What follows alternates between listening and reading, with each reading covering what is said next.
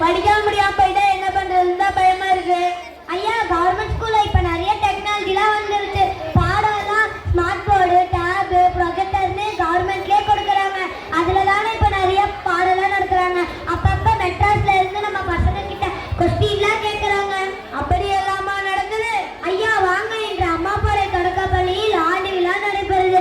அதுல ஆடுறது, பாடுறது, இங்கிலீஷ் ஆங்கிலத்தில் உரையாடுறது, படிக்கிறது ஒரே அமர்க்களமா இருக்கும். அப்படியா? சரி, வாங்க போய் பார்க்கலாம்.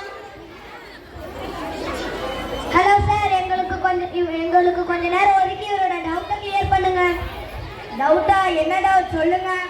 உங்க பசங்க இங்கிலீஷ்ல பேசுவாங்க என்ன? என்ன சார் இப்படி கேட்டீங்க? அடிப்படை தெரிஞ்சா பேசுறது தமிழா இல்லை இங்கிலீஷா? மேல மேல போகிறப்ப ஈஸியா பேசிடுவாங்க.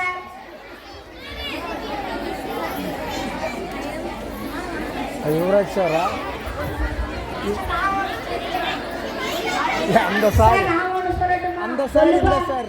தமிழ்ல பேசுறத ஊவிச்சா முதல்ல போட்டு, கற்ப ரெண்டாவதா போட்டு, வாட் ஹவ் வேற மூணாவதா போட்டு, என்னை கடைசியில் போட்டு பேசினால் போதும். அதுதான் இங்கிலீஷ். என்ன ஒண்ணுமே புரியல? அது ஒன்றும் இல்லைங்க.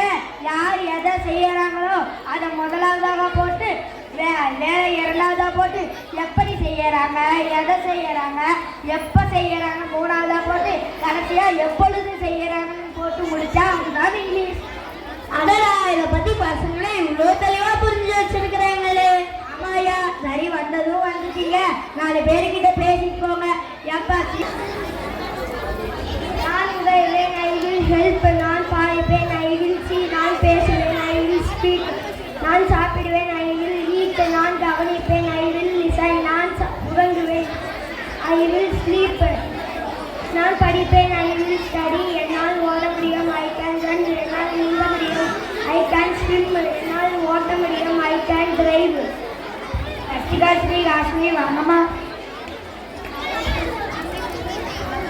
என்னால் பாட முடியும், ஐ கேன் சிங். என்னால் ஆட முடியும், ஐ கேன் டான்ஸ். நான் ஒப்புக்கொள்ளவில்லை, ஐ டோன்ட் டேர். நான் அவளை அழைத்தேன், ஐ கால்ட் ஹிம். நான் அவளை சந்தித்தேன், ஐ மீட் ஹர். நான் உன்னை பார்த்தேன், ஐ saw you. நான் உன்னை மிஸ் பண்றேன், ஐ மிஸ் யூ.